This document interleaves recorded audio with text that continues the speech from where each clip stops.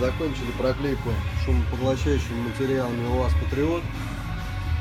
Проклеили багажник, крылья. Вот так у нас теперь упакован Патриот в багажнике. Также проклеили крышу. Все готово.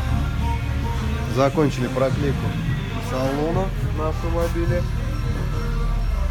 Вот такой теперь получился у нас ковер из двух слоев, вибро и шумопоглощающий. И готовы 4 двери на автомобиле. Теперь в автомобиле будет на порядок комфортней. Будем приступать к сборке.